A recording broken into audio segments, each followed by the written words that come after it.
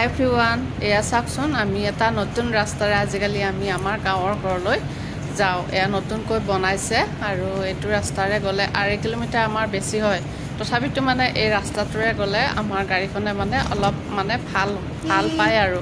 মানে গাড়ীখন বহুত বেছি জাম্পিং নকৰে আৰু তেনেকুৱাকৈ মানে গৈ বহুত বেছি ভাল লাগে তথাপিও যাওঁ বাৰু এইটো ৰাস্তাৰে আৰু তাৰ পিছত আমি আমাৰ ঘৰত এদিন শনিবাৰে নেকি এইটো ঘটনা হৈছিল মানে ডালহলীয়া এটা সময় অকস্মাতে টিঙৰ ওপৰেৰে সময় আহিছে আহি পেলাই মানে মোৰ দুখন নতুন শাৰী এই ষ্টৰেজ বক্সে তাৰে বক্স এটা মানে কুটি পেলাই শাৰী দুখনো কুটিছে আৰু বিছনা চাদৰ এই তুলি সেইবিলাক ব্লেংকেট সেয়া পাৰি থোৱা আছে সেয়া কুটিছে সেইকাৰণে মানে এইবিলাক ৰাতিপুৱাৰ ভাগতে ভাবিছোঁ ঠিক ঠাক কৰি লওঁ তাৰ পিছত মানে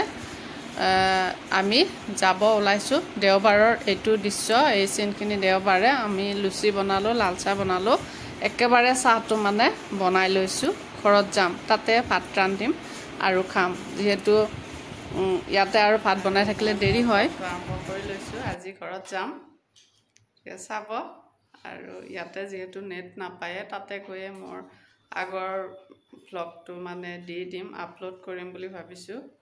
আৰু এইটো নতুনকৈ আৰম্ভ কৰি লৈছোঁ মোৰ চুৰ গা পা ধুই উঠি চাকি বন্তি দি উঠাৰ পাছত এইখিনি বনালোঁ এতিয়া যাম আপোনালোকে চাবচোন আৰু লুচিয়া চাহে বুটৰ ঘুটনি এইখিনি খাই উঠাৰ পাছত আমি তাতে ঘৰলৈ গ'লোঁ আৰু যাওঁতে আমাৰ লগত গৈছে মাত্ৰ মাজু ছোৱালীজনী জিকমি গৈছে আৰু ডাঙৰ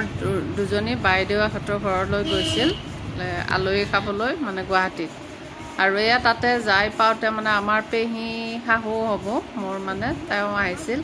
ঔষধ নিবৰ কাৰণে আহিছিল তাৰ লগতে আকৌ মাইনাজনীও আহিছে মই এটা সৰুকৈ ভিডিঅ' ৰাখিছোঁ আৰু ব্যস্ততাৰে পাৰ হৈছে দিনটো বাৰু কিন্তু মই বহি আছোঁ আৰু তাতে গৈ পোৱাৰ পাছত মানে ভাত বনাইছোঁ এয়া কেৰাহীত ভাত বনাইছোঁ আমাৰ 3জনৰ কাৰণে কণী দুটা নিছিলোঁ বাৰু এটা কণী বইল কৰি আমাৰ জিকমিৰ কাৰণে ৰাখিছোঁ নেহুৰ এটা গোটাকৈ দিছোঁ আৰু এটা ঢেকীয়া দি খাম বুলি ভাবিছোঁ এনেকৈ মানে ভাতটো বহাই দিলোঁ কেৰাহীতে বহাইছোঁ আৰু যিহেতু এটাই চুলা সেইকাৰণে মানে বহুত বেছি সেইকাৰণে ইয়াতে আৰু বহুত বেছি ভাতৰো যা যোগাৰ কৰি থকা নাই চিম্পুলকৈ বনাই আৰু খাই যাম বুলি ভাবিছোঁ বিশেষ এটা কাৰণৰ কাৰণেহে গৈছোঁ আৰু ইয়াতে মানে জাবৰ জোঁথৰ আলু বাকলি চাকলি পেলাই উঠি একেলগে মই বোলো ঢেকীয়াখিনিও ছিঙি লৈ যাওঁ এনেকৈ মানে ভাবিছোঁ গেছটো কমাই থৈ আহিম তেনেকুৱাকৈ এবাৰ ভিতৰত গ'লোঁ কিন্তু মানে পাহৰি গ'লোঁ কেইডালমান ঢেকীয়া ছিঙি লৈ যাওঁ ইয়াতে ভাতটো বহাই থৈ আহিছোঁ ভাতটো হ'বয়ে তাৰপিছতে মানে দুটা কণী আনিছিলোঁ এটা মানে কণী আমাৰ জিকমিৰ কাৰণে থৈ দিছোঁ বইল কৰিছোঁ আৰু এটা ভাবিছোঁ ঢেকীয়া কণীয়ে ভাজোঁ সেইকাৰণে মানে দুডালমান ঢেকীয়া লৈ যাওঁ আৰু আমাৰ ঘৰত চাওঁচোন মৌ বাহাখন আৰু ডালহলীয়াই মানে ধান চান কুটিছে কি কৰিম আৰু উপায় নাই আমি থকা নহয় যে আৰু এয়া ঢেকীয়া কেইডাল মানে আৰু বিলাহী কেইটামানে ছিঙি লৈ আহিলোঁ ফোনটোৰে মানে গোটেইখিনি ভিডিঅ' কৰিব বৰ অসুবিধা হৈছে সেইকাৰণে মানে ইয়াতে টেবুলত থলোঁ থৈ উঠাৰ পাছত এয়া কণী সৰু সৰু কণ বিলাহী আৰু ঢেকীয়াৰে ভাজিম আৰু এয়া চাওকচোন ভাতটো মানে অলপ তলিত লাগিছে কি কৰিম আৰু উপায় নাই পাহৰি গ'লোঁ এবাৰ আহিছিলোঁ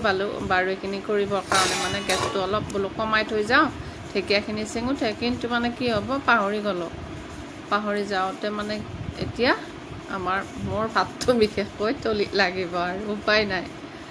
আৰু নহৰুটো দিছোঁৱে সেইখিনি গোটেইখিনি সিজিছে বাৰু আৰু এয়া ঢেকীয়া ছিঙিছোঁ কুটি কুটি খোৱাতকৈ ঢেকীয়াটো ছিঙি ছিঙি খাই বেছি মজা লাগে সেইকাৰণে ঢেকীয়াটো অলপ অলপকৈ ভালদৰে জোকাৰি চোৱাও হ'ল আৰু তেনেকুৱাকৈ কুটাও হ'ল এনেকুৱাকৈ মানে ঢেকীয়াখিনি বহুত বেছি অনা নাই কেৱল এক সাজৰ কাৰণে আনিছোঁ আমাৰ বস্তিতে আছে যিহেতু ঢেকীয়া আজিকালি মানে ঢেকীয়াও নোহোৱা হৈছে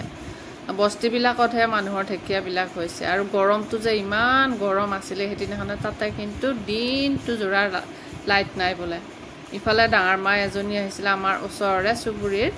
আৰু তেখেতে মানে মোক পটাৰ পাত খাবানে বুলি সুধিছিল মই কিন্তু চকে পটাৰ পাত চাই আহিছিলোঁ পোৱা নাই আৰু ডাঙৰ মাই কওঁতে মই ভালে পালোঁ পিছে হ'লে পটাৰ পাতখিনি লৈ আহা মই ইয়াতে খাৰ চাৰ থৈ দিছোঁ মানে